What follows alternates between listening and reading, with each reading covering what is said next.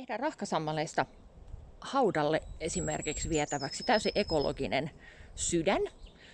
Tämä voisi ihan yhtä hyvin myös olla joku kranssimuoto tai muuten, mutta ajattelin nyt kun tuo äitienpäivä on tuossa tulossa, niin toteuttaa tämmöisen sydämen mallisen pohjan. Ja mulla on tosiaan rahkasammalta, mikä on vetytetty hyvin, eli tää on ottanut vettä hyvin.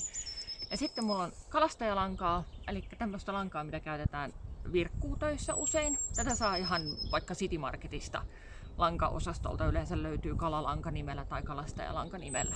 Ja tää on tosiaan noin puuvillalankaa ja maatuu sitten hyvin. Eli tosiaan tää on suht kestävää, eli kestää jonkun aikaa niin kuin tässä käytössänsä, mutta sitten on täysin maatuva sitten loppujen lopuksi. Muutamia roskia tuolta ensin pois.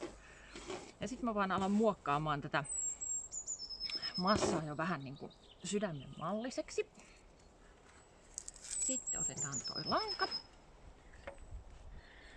Lanka kannattaa laittaa jonnekin tonne sisälle, niin se pysyy siellä odottamassa. Ja sitten lähdetään vaan kieputtelemaan tuota lankaa tuohon ympärille. Hops. Tämä on tosiaan tämmöistä, kun rahkasammalta, niin tämä ei pysy niin kauhean hyvin kasassa. Eli alkuun kannattaa ottaa vähän tuota löysää lankaa tuolta, niin ei tarvitse sitä lankaa kuljettaa mukana. Tässä voisi käyttää jotain oksista tehtyä tukirakennettakin, mutta tässä tulee sen verran pieni tästä sydämestä, että mä luulen, että me ei tarvita semmoista erillistä tukirakennetta tällä kertaa. Tämä pysyy kyllä sitten lopputuloksessa kasassa sitten tämä systeemi. Sitten kun se alkaa pikkuhiljaa pysymään muodossansa, niin sitten aletaan tekemään tonne sydämen muotoa. Tässä nyt tulee ensin pikkusen tämmönen pienempi. Mä lisään tosta sitten sammalta sitä mukaan, kun me halutaan sitä muotoa sinne tehdä lisää. Ja kannattaa ihan kiristää sillai suht napakasti. Sammal ei mene rikki siitä, että sitä vähän litistellään. Se on parempi, että me saadaan tästä sen verran tukevaa, että se sitten ainakin kestää siellä kuljetusta asiakkaalla ja sitten myös siellä haudalla kestää muodossaan. Ja tosiaan tälleen vähän niin kuin ristiin rastiin, niin se alkaa se muotokin sieltä sitten pikkuhiljaa tulemaan. Toinen vaihtoehto olisi käyttää vaikka villalankaa. Silloin voisi valita värinkin sille, että se hukkuu tänne sammaleeseen hyvin se väri, että joku semmonen kaunis vihertävä olisi vaikka hyvä.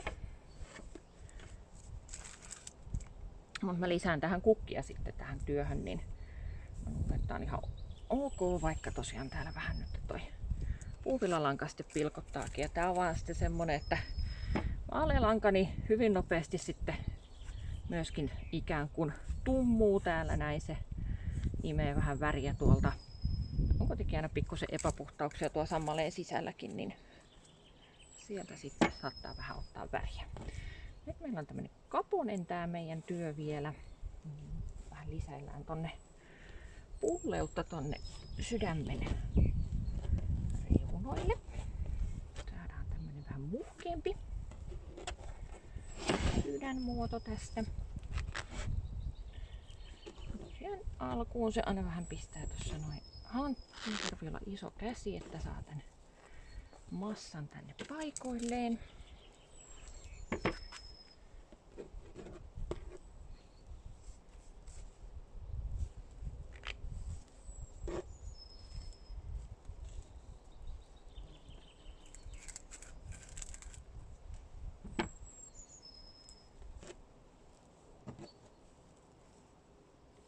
No, nyt saatiin toinen puoli sinne sydämen ikään kuin näistä reunoista. Ja se sitten, että kuinka tiiviin ton haluat, kuinka tiivisti toi sammal on kiinni tuossa työssä, niin sehän on sitten ihan makuasia. Miten tiivisti sen haluaa. Sitten laitetaan tuo toinen puoli.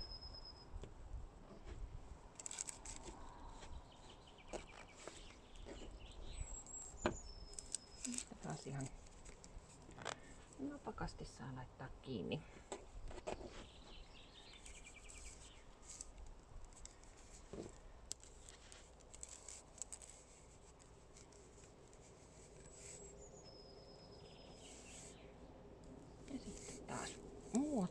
katsotaan, että saadaan tuo toinenkin puoli tuolta sydämestä sitten.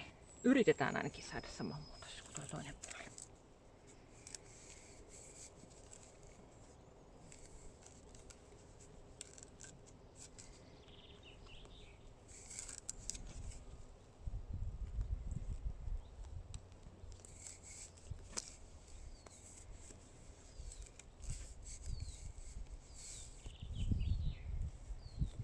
Tämä on tosiaan sitten helppo myös käsin vähän sitten muotoilla, kun tän on saanut sammalle pysymään täällä, niin tämä antaa jonkun verran tämä muoto myös periksi, niin sitten sitä voi vielä tosiaan käsin muotoilla sitten. Että se on semmallinen kuin haluaa. Rahkasammalhan on siitä hyvä, että tämä sitoo tosi paljon kosteutta itseensä. Ja just jossain haudallakin, niin siellä sitten pitkänkin aikaa leikkokukat saadaan pysymään tässä hyvin hengissä. Ja tämähän on semmoinen, että tähän voi käyttää sit useamman kerran. Että tämähän ei ole niin kuin yksi kerta vaan kertakäyttöinen, niin samaisen pohjan voi käyttää useamman kerran. Ja mä luulen, että mulla on toi nyt valmiina sen verran, kun mä haluan. Vähän käsin sitä vielä muotoilen ja sitten ihan teen tänne muutamat solmut toiselle puolelle. Lukitsen ton langan. Noin. Ja nyt voi sitten vielä vähän muotoilla. Tuossa nyt hyvin näkeekin, että rahkasammalla on sopivasti kostutettu silloin, kun sitä tosiaan puristaa, niin se pikkusen lähtee tirsumaan sitä vettä.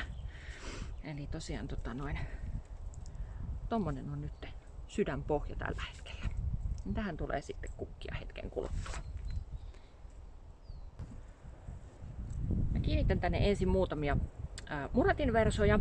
Mulla on täällä, tuolta kun meillä oli näitä lankoja, millä tää sidottiin kiinni, niin pistin tänne tämmöiset muutamat irtolangat valmiiksi. Eli mä pystyn sitomaan näitä versoja sitten tänne näppärästi kiinni. Nyt tää on jo sen verran tiukka tää sammalmassa, että voi olla vaikea työntää Muratin vartta sinne pelkältään, niin käytetään näitä seppelepiikkiä tässä apuna. Eli laitetaan se verso tonne piikkiin. Ja nyt kun mä tiesin, että mä haluan sen suurin piirtein tohon, niin työnnetään täältä läpi tää piikki. Ja se verso asettuu siihen, mihin mä haluan. Ja nyt mä pystyn tän helposti taivuttamaan sitten tänne, mihin mä halusin. Tän tulee nyt useampi verso. Voin sitä asetella tohon, eli mulla on nyt täällä nämä sidoslangat, niin mä voin niillä sitten sitoa nämä kiinni, koska muuten nämä lähtee karkuun täältä. Mutta tosiaan ehkä useamman verson laitan tähän, saadaan vähän sitä massaa tälle sivulle kivasti enemmän. Niin tuon mä laitan sitten tuohon suuntaan.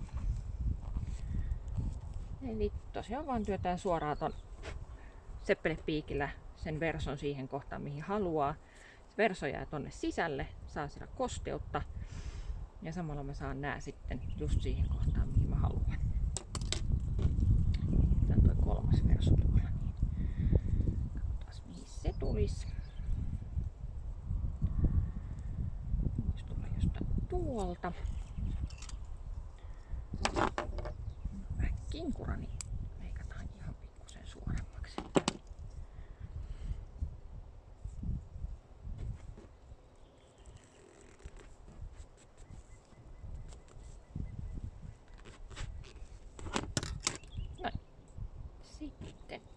Kiinnittelen näillä naruilla siihen kohtaan, mihin mä halusin. Eli ihan perussolmuiset lopuksi niin katkaistaan vaan noin langan päät tuolta, mutta nämä sen verran, että mä saan noin taipumaan silleen niin kuin mä haluan. Niin mä kiinnitän sitten tänne. Aina kiinnityksessä kannattaa sitten miettiä, että ei muuserra materiaalia. Ja kiinnityksethän kannattaa tehdä mahdollisimman myös huomaamattomina. Ja näissäkin ihan tosiaan tämmönen lehti sopivasti taittuu tuohon päälle, niin se jää se mun solmuni sinne piiloon.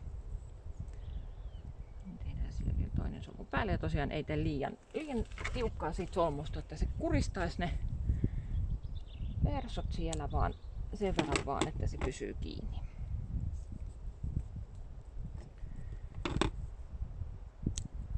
Noin. Noin. Ja sinne piiloon kivasti. Noin. Nyt mulla on siellä jo lehteä vähän. Mulla on sitten täällä kerättynä kyllä valkovuokkoa, mutta mä epäilen, että se nyt ei kestä ihan niin kauan siellä haudalla kuin mä haluan, mutta narsissi, tää tetenarsissi on erittäin kestävä. Eli tää on yllättävän kestävä myös kuiviltaan toteutettavissa töissä, mutta tässä nyt on kosteutta saatavilla. Sitten mulla on valkoista helmihyasinttia. Tääkin kestää täällä ihan hyvin. Ja sitten vähän isompaa tosiaan tuo muratin lehteä. Täytyy vähän miettiä, että miten mä laittelen näitä tänne näin. Voi olla, että mä keksin tässä vielä muutakin materiaalia, mitä laittaa, mutta vähän lähden sommittelemaan sitten näitä materiaaleja. Ja tosiaan yritän saada vähän tätä kudosta nyt tässä piiloon, että se ei ihan noin kovasti tuossa näy. Yksi keino on se, että pujottelee tuonne sammalta vielä sekaan tai tuonne niin kuin loimien väliin, mutta toi rahkasammalo on sen verran hentosta pehmeitä, että se menee helposti rikki siitä, että sitä sinne yrittää niin kuin tunkea tuonne väleihin. Mutta tosiaan tuun käyttämään seppelepiikkiä näiden kukkienkin asettelussa. Narsissit yksitellen, tää on sen verran paksu tää varsi, että niitä ei kauhean montaa mahdu tonne. Eli narsissit yksitellen, mutta sitten helmihyasintit voi esimerkiksi laittaa sille, että siinä on tosiaan muutama siinä samassa. Ja sitten sitä kautta laittaa ne, tosiaan työntää sitten tonne sydämen sisään. No niin, nyt on se sommiteltuna pikkusen noita kukkia jo, miten mä ajattelin laittaa niitä, eli vähän niin kuin ryhmiin. Eli katsotaan sitten, että toimiiko tää tällä tavalla tää sommittelu. Ja nyt sitten tosiaan, kun mä suurin piirtein tiedän noin paikat, niin sitten mä alan laittamaan näitä vaan tänne paikoilleen. Ja mä aloitan nyt täältä ylempää, koska mun todennäköisesti täytyy jonkun verran tämän piikin kanssa tulla täältä läpi. Ja sitten laitan alimmat vasta sitten viimeisenä. Ihan sen takia, että varotaan sitten noita jo olemassa olevia elementtejä, ettei murskata niitä sitten tuolla mennessään. Aloitellaan vaikka sitten tuosta narsissista. Ja laitetaan ensimmäinen kaveri paikoilleen. Ja tosiaan mä laitan nyt nää pikkusen viistosti. Ihan sen takia, että toi kukka jää katsomaan sitten paremmin ylöspäin. Tämähän on toi kukka tuohon varteen nähden, niin siinähän on ihan selkeästi 90 asteen kulma. Niin silloin se kukka jää kivasti katsoa ylöspäin, kun se laittaa työntää tonne sammaleeseen viistosti. Jos se laittaisi pystyssä, niin sitten se katsoisi tonne niin kuin ikään kuin alaspäin. Eli pikkusen viistosti työnnetään tuolta läpi. Noin. Sitten voidaan laittaa pari noita helmihyasintteja. Nämä voi nyt lyhentää tässä kohtaa saman mittaiseksi. Niin sitten ne tonne sammaleeseen laitettaessa, niin itse asiassa jäät ollaan jo valmiiksi vähän eri pituudelle. Ops. Karkaan. Noin. Ne jäi sinne sopivasti eri pituudelle. Eli ne sai molemmat laitettua yhtä aikaa. Sitten vaan tosiaan edetään tässä näin kukkien laittamisen kanssa. Ja tosiaan mielellään tässä nyt jonkun verran järjestyksessä, ettei kävisi niin, että sitten joutuu ikään kuin murskaamaan niitä seuraavia tai edellisiä materiaaleja, kun laittaa seuraavaa sinne, niin sen takia tarvii nyt jonkun verran pitää semmoista järjestystä tässä yllä. Ja jos nyt tuntuu, että ne on alkuun hiukan löysällä, niin tämä sammal kun tässä muokkautuu, niin taas tulee itse asiassa sen verran kireä, että on jopa vaikea vetää tuolta pois. Mutta tällä tavalla mä nyt jatkan nämä muutkin elementit tuonne paikoilleen ja sitten katsotaan, jos tarvitaan vielä jotain lisää. No niin, nyt siellä on kaikki kukat paikoillaan.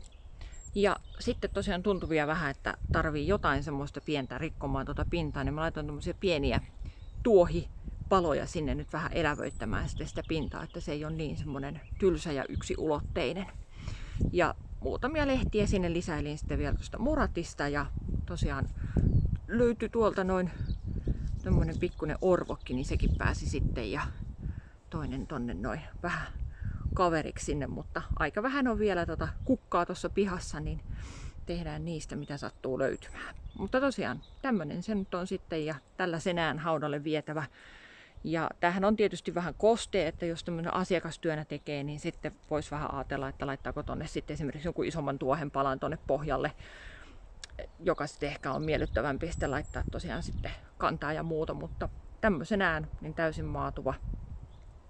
maatuva ja tosiaan ei ole sitten ongelmaa siitä, että miten se hävitetään sieltä. Tai jos sen sitten saa sieltä poimittua takaisin, niin kukat kun nyppii pois, kostuttaa uudelleen, niin se on täysin käytettävissä.